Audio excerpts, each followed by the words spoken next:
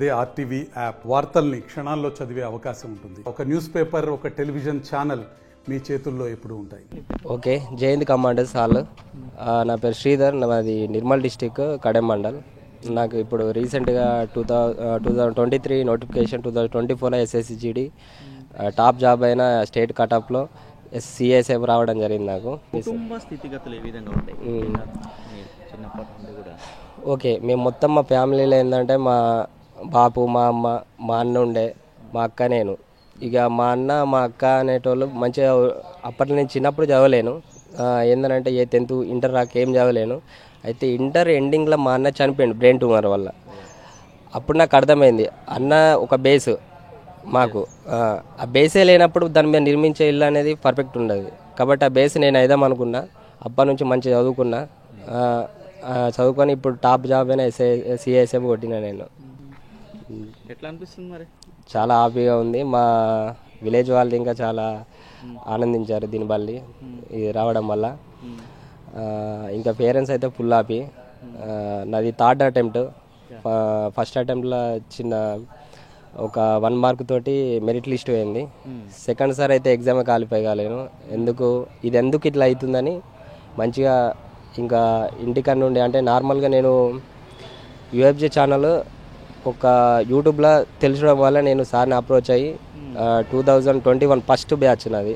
అంటే అప్పుడు నేను ఇక్కడ ఆన్లైన్ తీసుకున్నాను. నేను UFJ ఛానల్లో తీసుకొని ఆఫ్లైన్ ఇంకా వచ్చాను, కానీ కొన్ని సందర్భాల్లో ఇంటికి వెళ్ళిపోవడం జరిగింది. ఆన్లైన్ నుండి ఇంటికాడ నుండి ఆ క్లాసులు వింటూ నేను ఇంటికన్నా ప్రిపేర్ అయినా ఇప్పుడు ఒక కోచింగ్ లేనిది అంటే పక్కకుండి కూర్చోబెట్టి చెప్పే సార్లతో కాకుండా ఇంటికాడ ఉండి ప్రిపేర్ అవుతూ ఉంటే కరెక్ట్ మనకు తెలియదు. కాబట్టి ఇక్కడ ఉంటే సార్లు చెప్పేది కొంచెం మనకి ఏ చిన్న డౌట్ ఉన్నా వెంటనే మనకు చెప్తారన్నమాట. దీన్ని బట్టి మనకు మంచిగా అర్థమవుతుంది. ఇక ఆన్లైన్ నుండి ఎంతైనా కష్టమే, ఆఫ్లైన్ నుండి తీసుకుంటే కోచింగ్ బాగుంటుంది అనుకుంటున్నాను. ఫస్ట్ టైం కూడా క్వాలిఫై కాలేదన్నా కదా, ఏమనిపించింది ఒక్కసారి?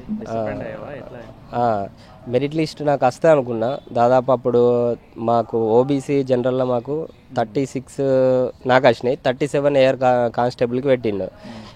వస్తా అనుకునే మూమెంట్ రాలేదు. చాలా బాధపడ్డా.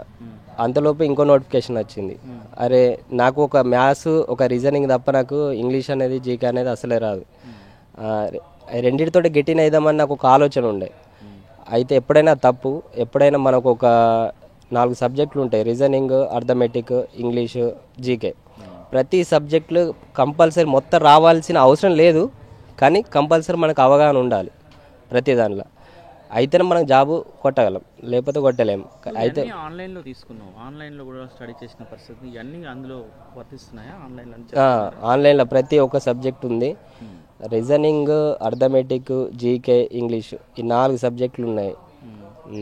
అంటే మీది చాలా దూరం అంటున్నావు. ఇదేమో నల్గొండ, ఈ డిస్టిక్ వేరు, ఈ డిస్టిక్ వేరు. అక్కడి నుంచి ఇక్కడికి రావడానికి కారణం ఏంటి? అయితే నాకు ఒక యూట్యూబ్లో ఒక డిఫెన్స్ గురించి తెలిసిన ఛానల్, ఏకైక ఛానల్ ఏది ఉందంటే UFJ ఛానల్. నేను అప్పటి నుంచి ఫాలో అవుతూనే ఉన్నా. ఇప్పుడు తెలిసినది కాకుండా తెలియని దాంట్లోకి పోయినాం అనుకో, రీజనింగ్, అర్థమెటిక్ అనేవి 2 సేమే ఉంటాయి. ఎక్కడైనా చెప్పగలరు, కానీ ఒక డిఫెన్స్లనే అంటే డిఫెన్స్ గురించి చెప్పే ఉన్నప్పుడే వాళ్ళకి పోయి జాయిన్ అయితే అందరు మన డిఫెన్స్ వాళ్ళే ఉంటారు. కాబట్టి కొలాబరేటివ్ లెర్నింగ్ అవుతుంది. కాబట్టి మంచిగా చదువుకోవచ్చు, గెటిన్ కావచ్చు అని. ఏంటి మరి నీ గోల్ ఏంటి ఫ్యూచర్లో? గోల్ అనేది ఏంటంటే గోల్ వేరే, డెస్టినేషన్ వేరే. గోల్ అనేది CSF నాది, కానీ డెస్టినేషన్ వేరే ఉంది. అది తర్వాత మీరే చూస్తారు. డెస్టినేషన్ చాలా గొప్పది గోల్ కన్నా. ఫ్రెండ్స్ చాలా ఫ్రెండ్స్ ఏంటంటే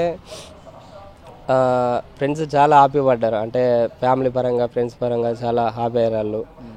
చాలా ఒక్కసారిగా సెలెక్ట్ అయిన క్రమంలో అమ్మ, నాన్న, అక్క వీళ్ళందరూ ఎట్లా ఫీల్ అయ్యారు? అనుభూతి సూపర్. ఆ రోజు నైట్ రిజల్ట్ వచ్చింది. మీకు చెప్తాం అనుకున్నా. అయితే రిజల్ట్ వచ్చినాక ఆ రోజు నైట్ అంతా నేను పడుకోలేదు.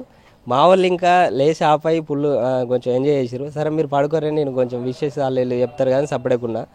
కానీ మా వాళ్ళు లోపల ఇక వేరే రూమ్ కాబట్టి మాట్లాడుకోగా నేను చూసిన. అంటే నాతో పాటు వాళ్ళు ఇంకా నిద్ర పోకుండానే దాదాపు 1 డే నైట్ మొత్తం ఉన్నారు వాళ్ళు.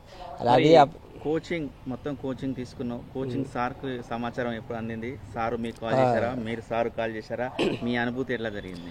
Next day morning first call సార్కి చేసిన మాట్లాడిన sir Prashanth Reddy USG channel సార్కి చేసిన, సార్ నాకు సిఎస్ఎఫ్ జాబ్ వచ్చిందంటే సార్ ఫుల్ హ్యాపీగా, ఎందుకంటే సార్కి తెలుసు నేను ప్రతి ఒక్కటి సార్కి చెప్తా. అంటే ఫస్ట్ అటెంప్ట్ సార్కి ఇట్లా ఏంటంటే చెప్పిండు, ఫస్ట్ అటెంప్ట్లో నువ్వు ఇంత దూరం వచ్చినావు అంటే నువ్వే గ్రేట్ రా, మెడికల్ అయిపోయింది, ఎగ్జామ్ అయిపోయింది, వెరిఫికేషన్ అయిపోయింది, మెరిట్ లిస్ట్లో పోయినావంటే అది నాకు బాధాకరమే, కానీ అయినా నువ్వు ఇంత దూరం వచ్చినావంటే నువ్వే గ్రేట్ అని చెప్పి కొంచెం నాకు మంచి హోప్ తెప్పించిండు.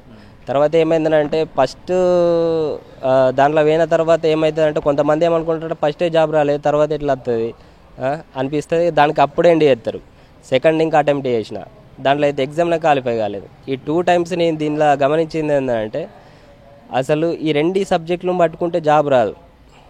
కాబట్టి ఒక 4 సబ్జెక్టులు అంటే ఇంగ్లీష్ పర్ఫెక్ట్ నేర్చుకున్నా ఇళ్ళని ఆన్లైన్లో తీసుకొని, తర్వాత నెక్స్ట్ జీకే తీసుకున్నా మంచిగానే, అర్థమెటిక్ రీజనింగ్ నాకు వచ్చని దాన్ని పక్క పెట్టలేను, దాన్ని ఇంకా ప్రాక్టీస్ చేసినాక నాకు ఇప్పుడు 160కి 112 మార్కులు వచ్చినాయి దాంట్లో.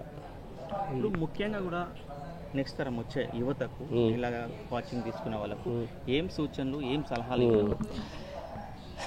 ఫస్ట్ మనకనేది ఒక చిన్నపిల్లల అంటే ఇప్పుడు మనకు దీని గురించి ఏం తెలియదు. ఫస్ట్ ఇన్ఫ్లుయెన్స్ అనేది ఎస్ఎస్జీడి ఉంటుందని నార్త్ కన్నా సౌత్ కలిస్తే అసలే తెలియదు.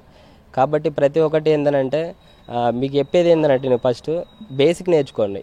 బేసిక్ ఏంటంటే బేసిక్ అనేది మనకు రాదు కాబట్టి కంపల్సరీ కోచింగ్ తీసుకోండి. బేసిక్ నేర్చుకుంటే మాత్రమే అప్పుడు మాక్ టెస్టులు రాసుకుంటా గెటిన్ కావచ్చు. నేను ఇంకా 8 మాక్ టెస్టులు రాసిన కావచ్చు మేబీ. 8లో నా అక్యురసీ కంపల్సరీ 100కి అబోవ్నే ఉంటుంది. అంటే మాక్ టెస్టులు రాయాలంటే ఫస్ట్ బేసిక్ నేర్చుకుని ఉండాలి. బేసిక్ రావాలి అంటే కోచింగ్ తీసుకోవాలి కంపల్సరీ. నేను అదే తప్పు చేసిన. ఆ 2 అటెంప్ట్లు నాకు అర్థమైంది ఏంటంటే డైరెక్ట్ ఆన్లైన్ కన్నా ఆఫ్లైన్ తీసుకుంటే నేను ఎప్పుడూ జాబ్ కొట్టగలవాడిని. మొత్తానికైతే నేను సిఐఎస్ఎఫ్ జాబ్ వచ్చింది, నాకు చాలా హ్యాపీ. నాకు అది సిఐఎస్ఎఫ్ అంటే central industrial security force constable, అది కానిస్టేబుల్ లెవెల్. ఎక్కడ ఉంటుంది దీని ట్రైనింగ్? ఎక్కడ ఉంటుంది? ఇప్పుడు నాకు ఇప్పుడు December 23rd నిన్ననే ఎస్టర్డే మాకు కాల్ లెటర్ ఇచ్చారు. రోజ్గార్ మేళా అనేది మోదీ గారు పెట్టడం జరిగింది, మేము అటెండ్ అయినాం. అక్కడ డీసీ చేతుల మీదుగా నేను కాల్ లెటర్ తీసుకున్నా. ఇప్పుడు రాజస్థాన్ డౌలీలో నాకు 22కి రిపోర్టింగ్ ఉంది, January 22. ఫుల్ హ్యాపీగా అక్కడికి వెళ్ళి రిపోర్ట్ చేస్తావు. రిపోర్ట్ చేసిన తర్వాత కూడా అక్కడ ఏమైనా శిక్షణ ఉంటుందా లేకపోతే డైరెక్ట్ రిక్రూట్మెంట్? 45 weeks మాకు ట్రైనింగ్ ఉంటుంది. బేసిక్ ట్రైనింగ్ అనేది కొంత ఉంటుంది. తర్వాత పిఓబి లాంటిది, గన్ ట్రైనింగ్ అలాంటివి అన్నీ ఇక 45 weeks కంప్లీట్ అయిపోతాయి మాకు. తర్వాత నెక్స్ట్ మాకు పోస్టింగ్ ఇస్తాడు, దాంట్లో జాయిన్ అవ్వడం జరుగుతుంది. పోస్టింగ్ ఇచ్చిన క్రమంలో కూడా ఏ రాష్ట్రాలకు ఇచ్చే అవకాశం ఉంటుంది? సొంత రాష్ట్రానికి వచ్చే అవకాశం ఉంటుందా లేకపోతే మీరు ఎక్కడ బార్డర్స్లో ఉండాల్సి ఉంటుందా? వేరే ఎట్లా మీది దానికి సంబంధించిన ఎట్లా ఉంటుంది? అంటే ఇక్కడ పోలీస్ డిపార్ట్మెంట్కి సంబంధించి ఏంటంటే ఆ డిస్టిక్ ఓన్లీ మండలాలు చేంజ్ అవుతుంది. మీది ఎట్లా ఉంటుంది? మాది ఎట్లా ఉంటుందంటే మన సెంట్రల్ ఫోర్స్ కాబట్టి సెంట్రల్లో ఉంటుంది. అంటే ఇప్పుడు మన సౌత్ జోన్కి ఇంకా రావచ్చు, సిఏఎస్ఎఫ్ అవైలబుల్ ఉంటుంది. ఐటీబీపీ ఏంటంటే ఇక్కడ జీసీలు ఉంటాయి, గ్రూప్ సెంటర్స్ అలాంటివి రావచ్చు. ఇటు ఇంకా రావచ్చు, కంపల్సరీ సౌత్కి ఇంకా రావచ్చు, కొంచెం టైం పడుతుంది. ఫస్ట్ అయితే నార్త్ సైడ్ ఇస్తారు మనకి. అట్లా ఒక్కొక్క జాబ్ ప్రొఫైల్ ఒక్కొక్క రకంగా ఉంటుంది. ఈ జాబ్లో మీరు జాబ్ చేసుకుంటూ కూడా మళ్ళీ వేరే ఎగ్జామ్ రాసి వేరే టెస్టులు రాసి క్వాలిఫై అయ్యి మళ్ళీ రావచ్చా? వేరే పై లెవెల్ వెళ్ళచ్చు. తర్వాత సిఐఎస్ఎఫ్, ఇప్పుడు నాకు సిఐఎస్ఎఫ్ వచ్చింది కాబట్టి ఇండస్ట్రియల్ కాబట్టి మాకు ఎల్డీసీ అనేది ఒక 5 years తర్వాత ఉంటుంది. తర్వాత ఏఎస్ఐ, ఎస్ఐ క్యాడర్ ఇలాంటివి ఉంటాయి. తర్వాత మనము తర్వాత ప్రమోషన్ గురించి కొన్ని ఎగ్జామ్స్ ఉంటాయి. నాకు ఒకటి ఎల్ఈసి మాత్రం ఎస్ఐ లెవెల్ వరకు. తర్వాత కమాండర్, అసిస్టెంట్ కమాండర్ ఇలాంటి డీసీ ఇలాంటివి ఉంటాయి. ఎప్పుడు వెళ్తున్నాం మొత్తానికి? ఫ్యూచర్ అంటే కమింగ్ సూన్. ట్రైనింగ్కి ఎప్పుడు వెళ్తున్నావు? 20కి, ఇప్పుడు January 20కి వెళ్తామని ఫిక్స్ అయిపోయినా. 2 days జర్నీ ఉంటుంది కాబట్టి 22కి ఒక 20 రోజు జర్నీ ఉంటుంది, 21 ఇంకా జర్నీ ఉంటుంది. అప్పుడు మార్నింగ్ దిగి తర్వాత నేను రిపోర్టింగ్ ఇచ్చుకుంటాను 22కి. Right, okay, all the best. చెప్పండి, మొత్తం కూడా మీ కోచింగ్ సెంటర్ ద్వారా కూడా చాలా విద్యార్థులు కూడా ఉన్నత స్థాయికి వస్తారు. ఎట్లా అనిపిస్తుంది సార్? మనకి ఎస్ఎస్సి జీడీ రిక్రూట్మెంట్లో మనకి చాలామంది కూడా ఉద్యోగాలు సాధించడం జరిగింది. అందులో మనం మొన్న చూసినటువంటి గౌతమ్ అనే స్టూడెంట్ కానీ ఇంకా రమేష్ అనే స్టూడెంట్ కానీ చాలామంది కూడా రావడం జరిగింది. అయితే అందులో భాగంగానే మన స్టూడెంట్ శ్రీధర్కి మనకి నిర్మల్ డిస్ట్రిక్ట్ నుంచి మనకి అమేజింగ్గా మనకి బెస్ట్ కేటగిరీ అయినటువంటి సిఐఎస్ఎఫ్లో జాబ్ రావడం జరిగింది అన్నట్టు. ఈ యొక్క సిఐఎస్ఎఫ్లో జాబ్ రావడానికి అతనిది ఇది మొదటి ప్రయత్నం కాదు. ఇక్కడ మనకి అతను 3 రిక్రూట్మెంట్స్ నుంచి ట్రై చేస్తుండడం జరిగింది. మరి ఈ 3 రిక్రూట్మెంట్స్లో కూడా ప్రతిసారి దగ్గరకు వచ్చి ఫెయిల్ అవుతుండడం, ఎక్కడ కూడా డిసప్పాయింట్ కాకుండా మళ్ళీ ట్రై చేసి ఈరోజు మంచి పోస్టింగ్ అనేది సిఐఎస్ఎఫ్లో జాబ్ సాధించడం జరిగింది అన్నట్టు. దీనికి మేము మా ఫ్యాకల్టీ అందరం కూడా చాలా ఆనందంగా ఉండడం జరిగింది. అండ్ ఈ బాబే కాకుండా ప్రతి ఒక్క విద్యార్థి కూడా జాబ్ సాధించడానికి యూఎఫ్జే కోచింగ్ సెంటర్ అనేది అన్ని విధాలుగా మేము ప్రతిదీ గ్రౌండ్ కానీ క్లాసెస్ కానీ ఎగ్జామ్స్ కానీ ప్రతిదీ కూడా అందించడం జరుగుతుంది.